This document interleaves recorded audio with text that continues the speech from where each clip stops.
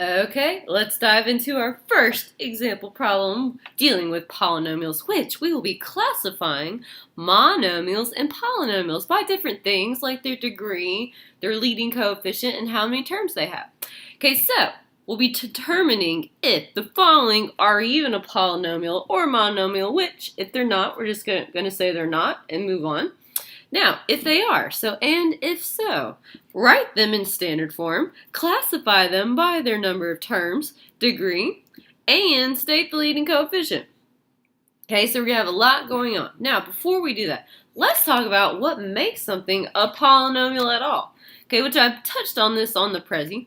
So polynomials, they are things that only contain whole number exponents. Okay, so what this means, first of all, we shouldn't have any negative exponents because negatives will cause variables to go into the denominator, which, if you see down here, variables are not allowed in the denominator. So that's the first no-no. Secondly, we cannot have any fraction exponents. Fraction exponents, if you remember from your previous math class, do things like make radicals pop up, which if you see here, there are no radicals allowed. Okay, radicals are not allowed in the problem. Something else. Variables cannot be in the exponent. If you see there, they're only whole numbers. Variables are not whole numbers, you guys. So, your variables cannot be in the exponent. A variable cannot be in the denominator of a fraction. Now be careful. This doesn't mean that you can't have a fraction. It just means that a variable cannot be in the denominator of a fraction. So be careful. Okay, and also, we cannot have radicals anywhere. Not allowed. Also, something else to keep in mind, no weird symbols, which include absolute value. So we must be on the lookout for all those things. So let's look at our first example problem right here. Okay, the first thing we're going to do is determine if it's a polynomial or a monomial. So if I look at all my exponents, they're all positive whole numbers, which the z, even though I don't see anything, there secretly is a 1 on my z. Okay, so they're all whole numbers. Okay, my variables aren't in the denominators, they're not in the exponents. Okay, and I don't have any radicals or absolute values, so we're good to go. So now, since I know it's one of the two, I need to know, is it a polynomial or is it a monomial? Okay, well, I don't see any addition or subtraction symbols, which means this is only one term. Guys, these are all secretly separated by multiplication, which multiplication is allowed in a term. Now, to separate out different terms, we must see a plus or a minus sign. So I don't see any plus or minus signs, so that means there's only one term, which means this is a monomial. Monomial. Okay, guys, so this first one's a monomial. It only contains one term. This whole thing right here is one term.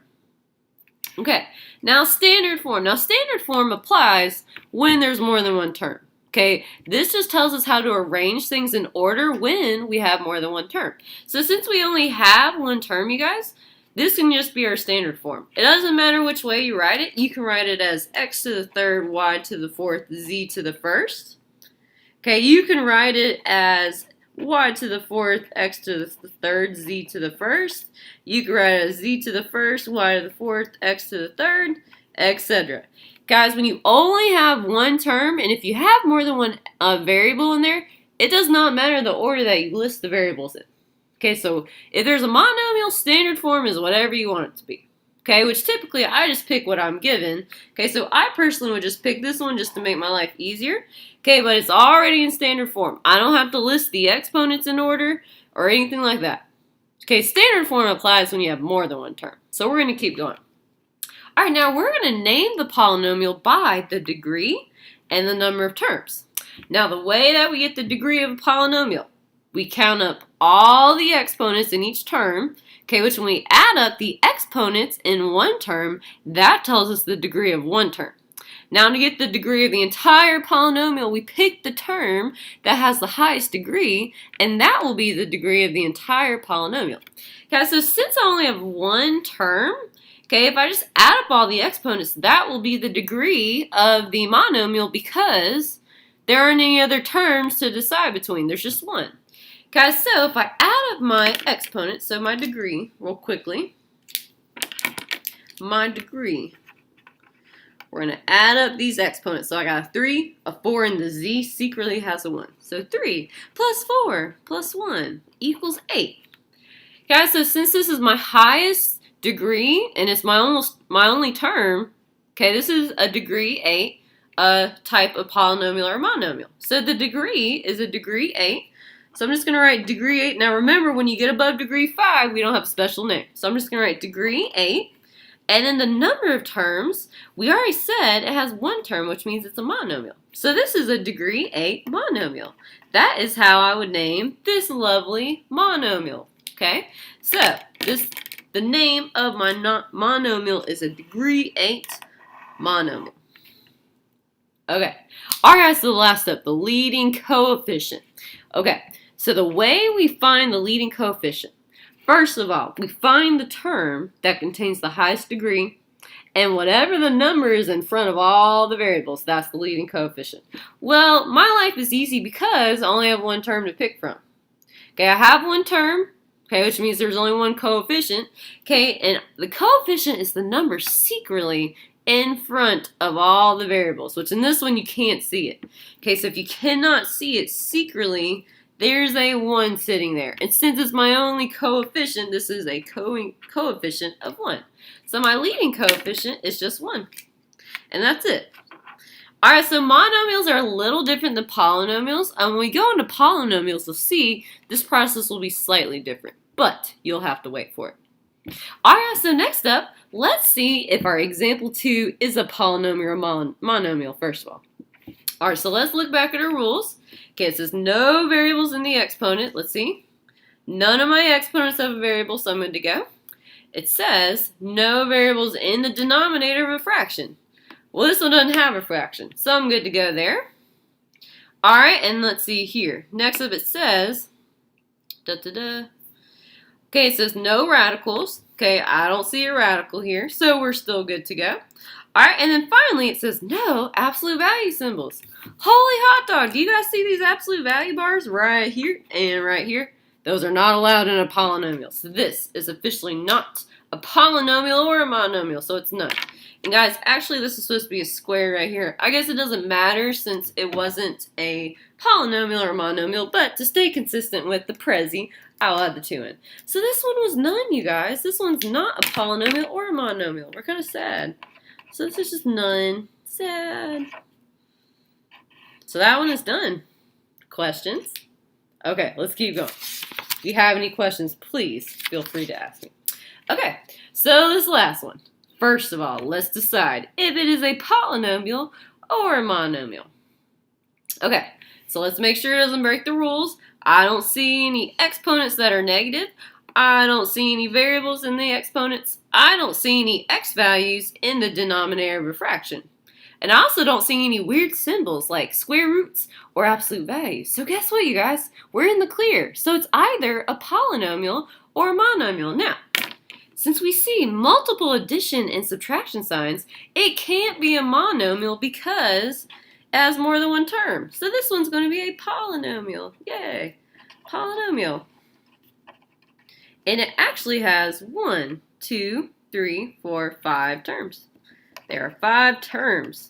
Okay, which remember you guys, once you go above 3 terms, it doesn't have a special name. So this is a 5 term of some sort polynomial. Okay, now standard form, this is a little trickier when we have more than one term. So to put it in standard form, we want to list all the terms in order from the highest degree term down to the lowest degree. So first of all, I need to figure out what the degree is of each term. And remember, to get the degree of a term, you add up all the exponents on all the variables in that term. You don't add up any exponents on a number, only on variables. Okay, so in this first one, you guys, I only have one variable, so the only exponent is a 3. So I have nothing really to add it to. So this one right here is a degree 3. So I'll write degree 3 on that one. My next one, I only have one variable again. Holy hot dog, right? Okay, so I'm not comparing anything. I'm not adding anything together. Okay, and the exponent is just a 5. There's nothing to add to 5 to. I don't have another variable. Okay, so this one's just a degree 5. Now this term, I don't see an exponent. So secretly, there's a 1 on this variable. Okay, and again, to get the degree out of all the exponents of all the variables, well, like you guys see, there's only one variable. It's only have one exponent, so there's nothing to add it to. So this is just a degree 1 term. Okay, my next one, again, one variable, one exponent, so this is my only degree, so my degree is 2. And lastly, if you do not see a variable, secretly there's an x to the 0 here, which remember you guys, x to the 0 equals 1. So this is technically like 1 times 1, which is this 1. That's why you don't see it. So basically, rule of thumb, you guys, if you don't see any sort of exponent or any variable, if it's just a number, like this was just a 1, no variables in this term. Okay, if you see a term without a variable, it's always a degree 0. Or degree 0. Sorry, guys. Degree 0. Alright, now be careful, you guys. Let me show you something. This kind of worked out because all of them just had one variable. If you had something like this, you guys, which I'll kind of write off to the side. If I had something like this, okay, the degree of this term, you actually would have to add up all the exponents. So like the degree of this one, I would add the 2 and the 3. And you remember, you only add the exponents of variables. So this one, the 2 plus the 3, this one right here is the degree 5 term.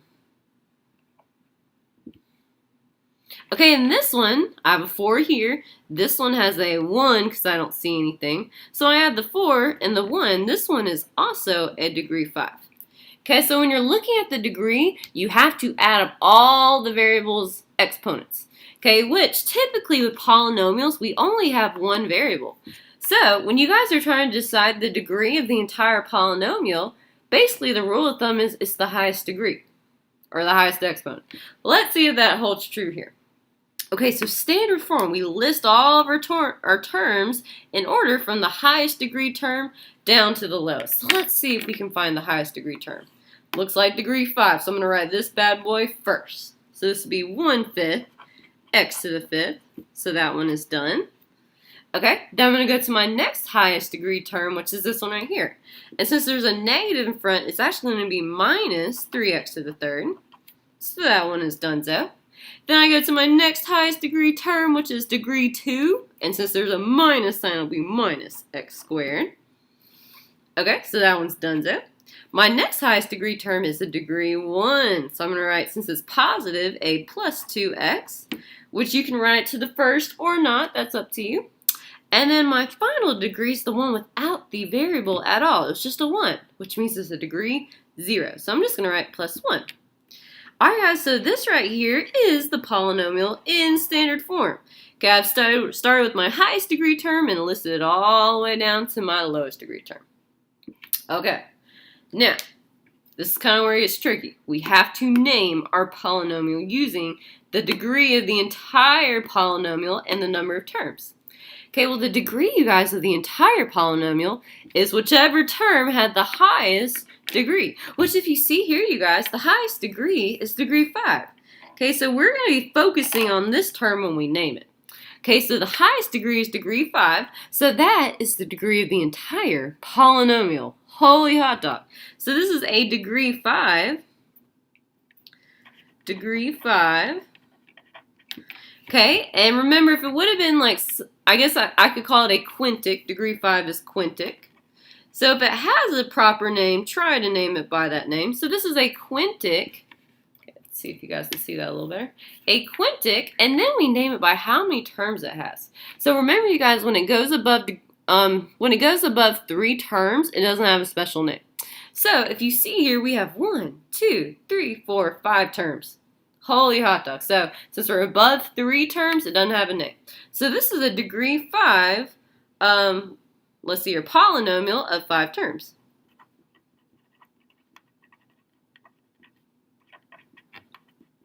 And if you want to be super correct in your math terminology, you would say it's a quintic polynomial of 5 terms. Quintic is more proper than degree 5, but degree 5 is not wrong.